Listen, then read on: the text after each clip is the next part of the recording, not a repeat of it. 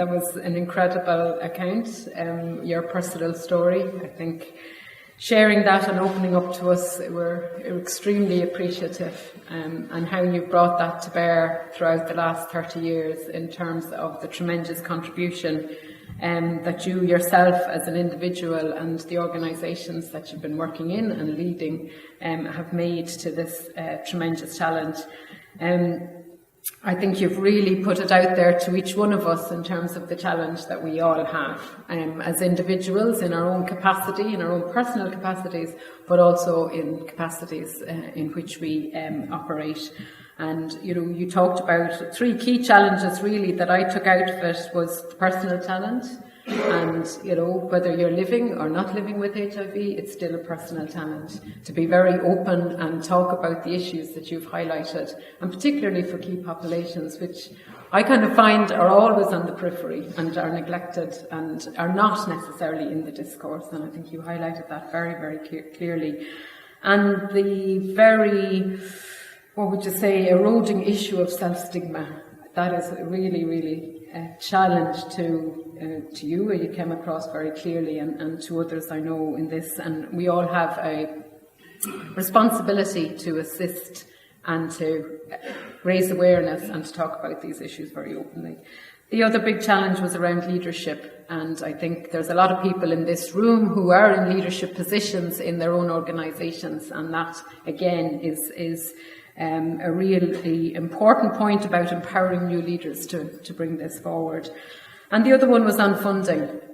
And I mean, it's very evident there what you indicated and gave us the detail around that. And I think as Irish Aid, to be very honest, we've had quite a significant contribution in terms of our funding to HIV and to health. And we continue to have that commitment. But again, that is a struggle, and we really do have to work with our own politicians and senior management and top management in terms of bringing that forward. I think there's a lot of civil society representatives here as well that have a role in advocating for stronger funding, not only here domestically in Ireland, but also in the countries that are worst affected by HIV, where a lot of national governments are not necessarily investing their own resources into the response, and they are very dependent on international resources, and we have to get that balance across both, right? So a huge challenge there. But thanks very much, Sean. There will be opportunity for hopefully discussion and questions after we have Robbie's intervention. So it's my pleasure now to introduce Robbie Lawlor, who's an Irish sexual health activist. And again, as people have indicated earlier, he's openly living with HIV since 2012. Robbie is a graduate of the MA in Sexuality Studies at Dublin City University, and he is an incredibly strong advocate for other young people on the issues of HIV and sexual health. We can all see why Robbie was a former winner of Mr. Gay Ireland. And he has very successfully utilised his public profile to break down the taboo of HIV in Ireland, so doing tremendous work. And he strongly emphasised the need for us all to talk about sex, sexual health and HIV, so that openness, especially with young people growing up in, and the confusion that you demonstrated, Sean, when you were that age and trying to understand the world and the complexity of your own being and personality, and the importance of being very open. Robbie has set up the first one-to-one peer support network in Ireland's busiest sexual health clinic, and is involved with youth, Stop AIDS and Restless Development. So a lot of interaction. And he's recently achieved yet another milestone by launching the first Friends website just last week, and that was to mark World AIDS Day. So it's a real pleasure to have Robbie here with us today and to talk to us. Mr. Gay Ireland, a title I probably will never get rid of, unfortunately, as much as I'll try to. So what a tough act to follow, Sean, thanks for that. But I'll try my best. So basically, I'm going to start off with my story of living with HIV. And I always tell my story, begin it with a childhood dream, as cliched as that sounds. But from a very young age, I always wanted to work with animals. And it was always a very achievable dream. because I had aunts in Australia who said, come over here, we'll get you a job in conservation, we'll get you sponsored, and you'll live your dream life. So I was like, awesome, getting out of Ireland, this is great. So I pursued that dream. And I studied zoology for 4 years in UCD. And I worked hard and I got the grades I wanted. And when I was 21 when I left college, I was going to go over to Australia a few months after, and I was saving up, and everything was just so sorted. My life was brilliant. I had absolutely no complaints. But when I was 21, I went for my very first sexual health check. And I was 18, and I was sexually active when I was 18, so that's around 3.5 years of never getting checked. And I knew I needed to. I was out of a long-term relationship. I was like, right, let's do this. Something I need to do. And I brought my friend along who never got tested either. And it was quick and easy. Not the horrible stories that you hear normally, just peeing the jar and bloods. And I thought I got away scot-free. Because 3 weeks later, I got a call back to say, come back in, your gonorrhea test came back inconclusive. And me and my absolute naivety was like, all right, went straight in. I lived right beside the hospital at the time. I didn't tell anyone. I literally just thought I had to pee into a jar again.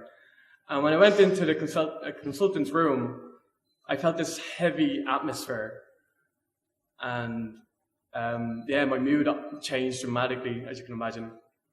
So I sat down in front of the consultant, and she was looking at the computer screen for 2 minutes. And then she turned to me and she said, Robbie, last time you came here, you'd done bloods for HIV test. Well, it came back positive. I put my hands up as probably the most naive person in Ireland when I was like, I didn't even know HIV existed in Ireland. I never heard of it. I never heard of anyone living with HIV.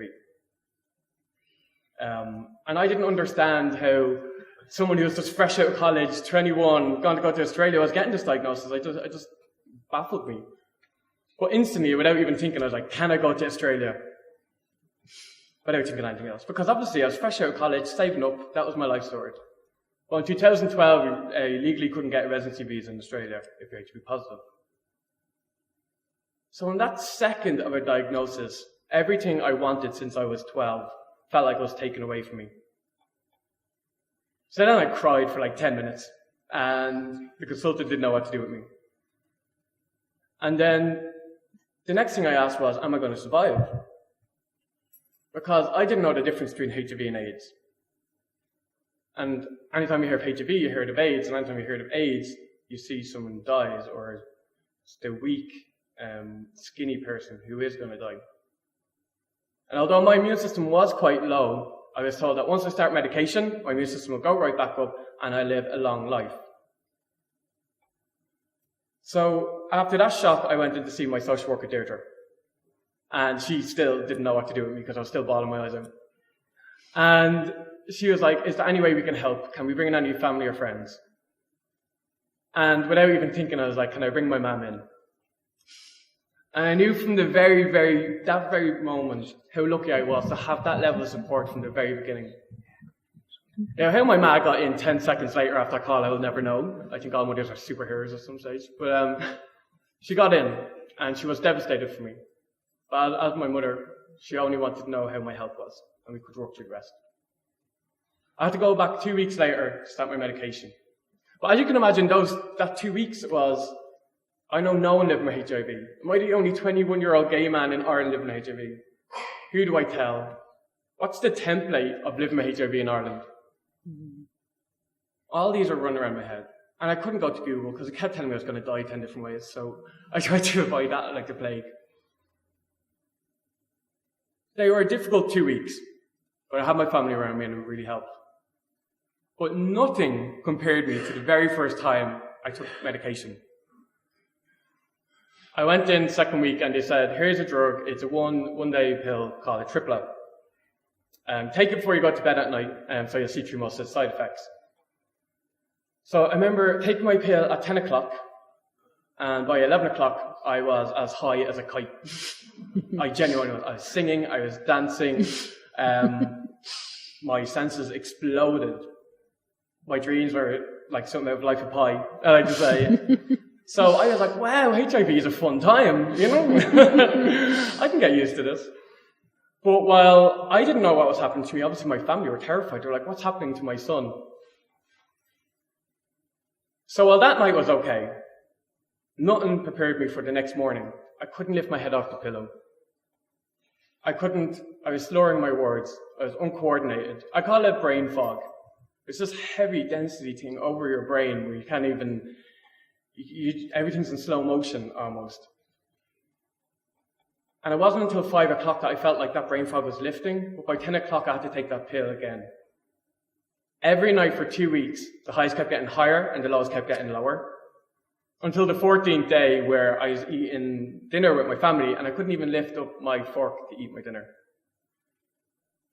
And I looked to my mum, I was like, Mum, I'd rather have 2 years left of my life than take that pill one more day.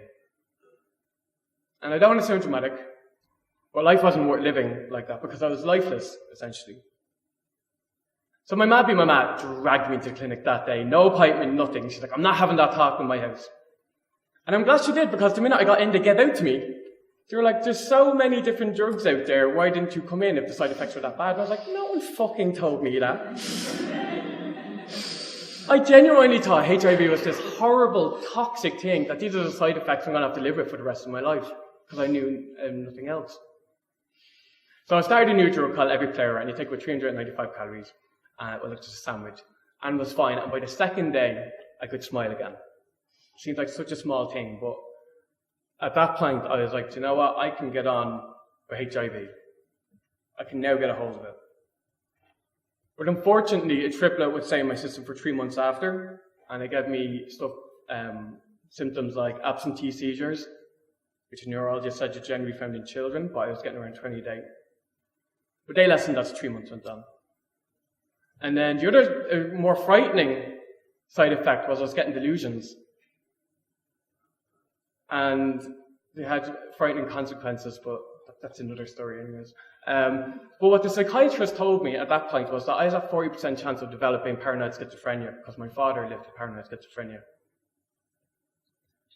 So as you can imagine, just to put my life in context, I was given a HIV diagnosis. I went to college for 4 years to pursue a dream that I've always had, and I felt that was taken away from me. I was unemployed because I was very ill. I was told I might have to live with paranoid schizophrenia, take more drugs that will affect my brain. And I had to move home. And I felt like I was an emotional burden on my friends and family.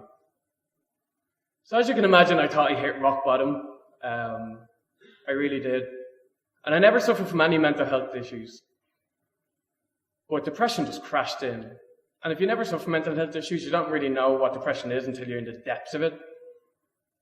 But after 3 months went on, and the drugs left my system, and I was getting all those horrible side effects left, my mum came back to me, and she said, Robbie, do you know what? Life's still happening on outside these doors. It's time for you to get back out there. So I was like, all right, ma, I'll do it. So I went to my social worker, Deirdre, who I was talking to originally, primary care. And I said, Deirdre, look, since I was given a HIV diagnosis, I've had this most amazing life perspective, and I really cherish every single relationship I have with my family and friends, that much more. But I miss the old me. I miss the carefree me, the ambitious me, the one with goals, the confident me. And I really thought I lost a big part of myself. But what Deirdre said to me, completely just changed my whole story around. She said, Robbie, what you need to do for yourself now is to create a new normal. And she's like, if you think your life's at rock bottom, it means your life is a blank canvas. And you're now the painter of that blank canvas. And then the next question astounded me even more. She's like, what do you dream of now? Because I was so caught up with what I lost and the limitations of HIV that I never thought I can have a life onwards. And from that one conversation, I knew I wanted to provide resources for people living with HIV, resources that simply were not there in 2012 when I was diagnosed. And from that one conversation, I set up the Forest Peer Support Network within that social work network. So any young person who's diagnosed with HIV, who just wants to have a coffee or a chat, could just come talk to me. It's all at my own time and money, but you know what, I don't care. Because I always said, if that resource was available when I was diagnosed with HIV, I wouldn't have had to be on a triplet for so long. I would have had someone to ask these questions. I wouldn't have had those awful side effects for so long if that was the case. And what I realised is that by the third conversation, HIV actually isn't that big deal of them anymore. Just talk about how crap their job is or the boys they like, So it brings them back to the very real, just human side. Another thing that I saw was completely lacking in Ireland was this sense of community for people living with HIV, because Open Heart House was closed at that stage. And for me, it was so important to see positive role models in Ireland. So what I got involved in heavily was Plus Friends. And basically, that's a social support group, not an emotional support, a social support group, because we want people to get out there, have a sense of community, not be isolated, see other positive role models and grow from that. And every month we set up Drinkly Nights, which is obviously the most popular. We do cinema days, we go on walks, jogs that I never go on, But what has really created is the sense of community, and the relationships that have formed from it have been absolutely amazing.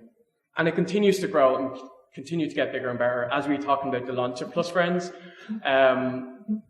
it's only a pilot last week, we're growing on that, so hopefully it's going to be not just an Irish thing, but an international thing.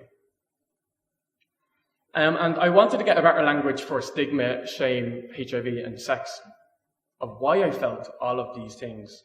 When I knew I'm not a bad person, I know I'm not unclean, dirty, or a second-rate human being. And that's why I've done a master's in DCU. And I think I've developed a better language for that, and why that is. But most importantly, the biggest challenge was visibility. Why was a 21-year-old gay man with a science degree not know HIV existed in Ireland? There is something fundamentally wrong with that. What are we lacking in? And what do we need to grow on? So I decided, I have a story, I have a big mouth, let's use them both. And I decided I was going to do that.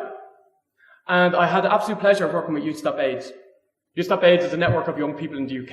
And I got to go around to 17 different universities and tell my story to over, I think it was 500 students overall.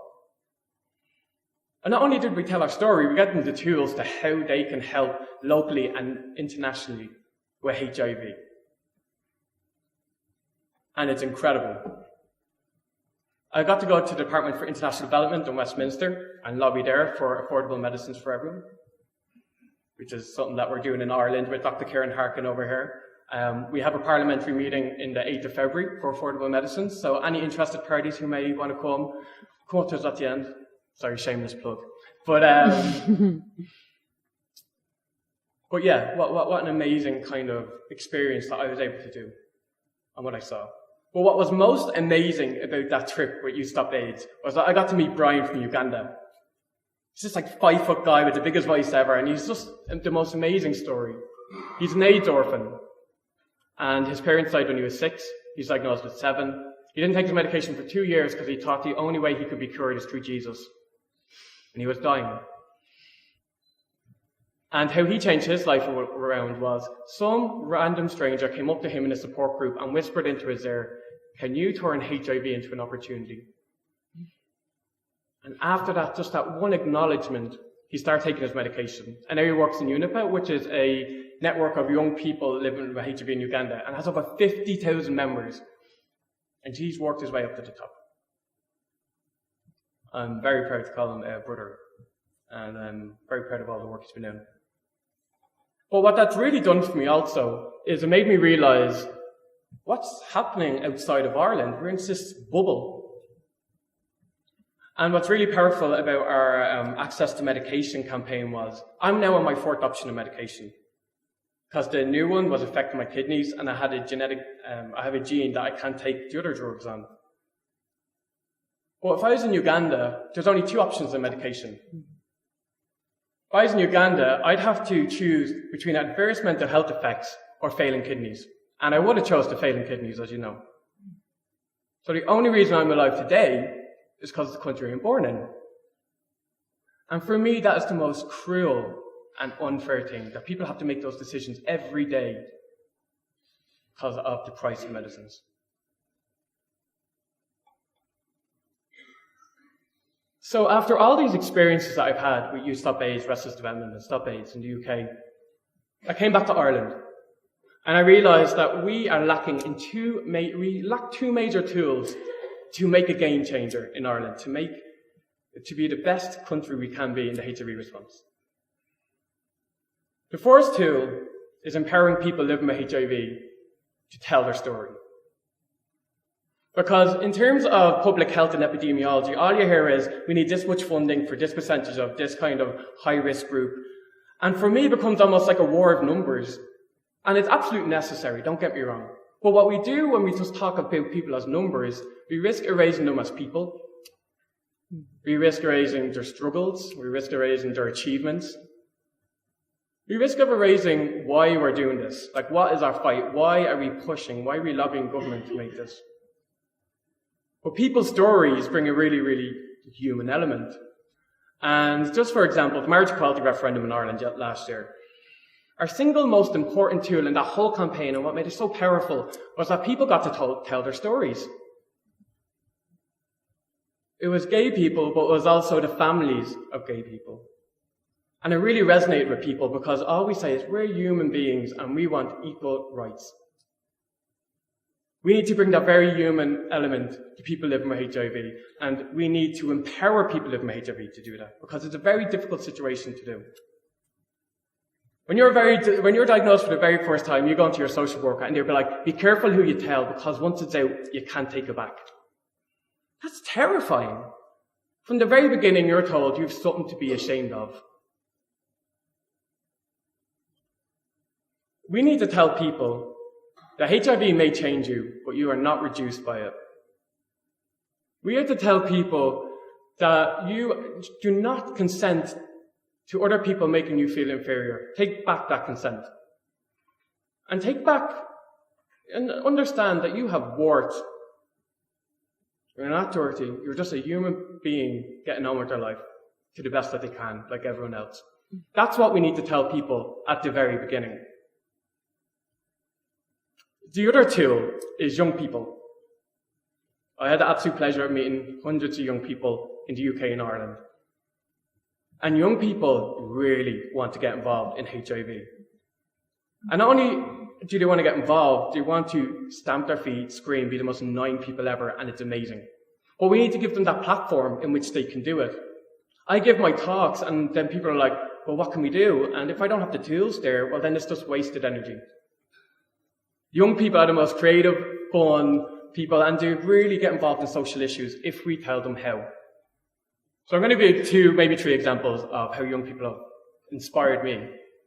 One, I was in Glasgow there 3 weeks ago, and it was over 100 young people from all over the UK came together for a national gathering with Youth Stop AIDS. And I saw 5 MPs and MSPs be surrounded by 100 young people, and them telling them, we want you to reprioritise HIV.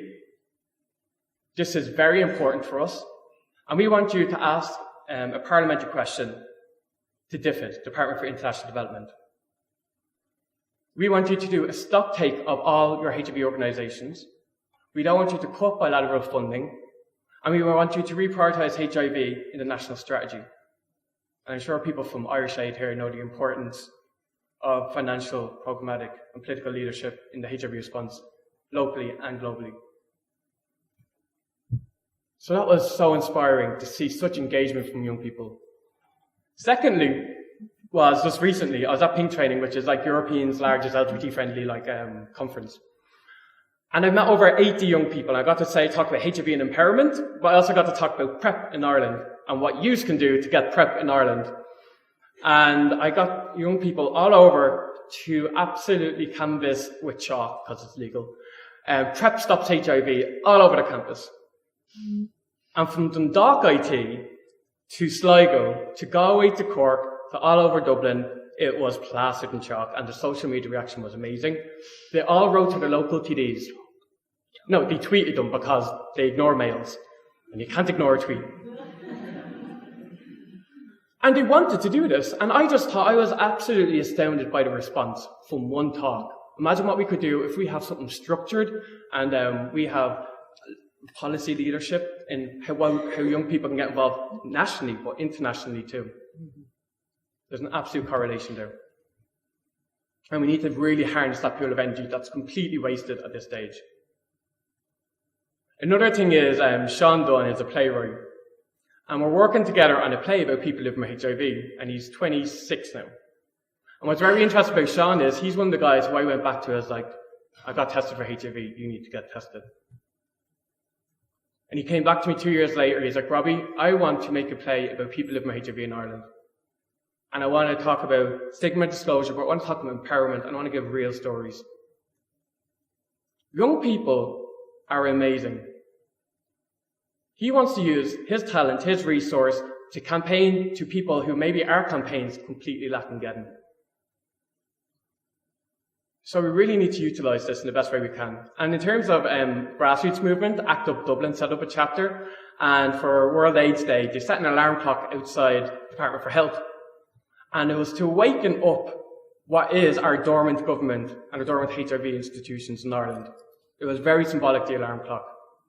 And we got an amazing reaction, and it was fun, freezing, but fun. And we're going to continue, because do you know what? ACT UP is set up in anger, and we need to be angry.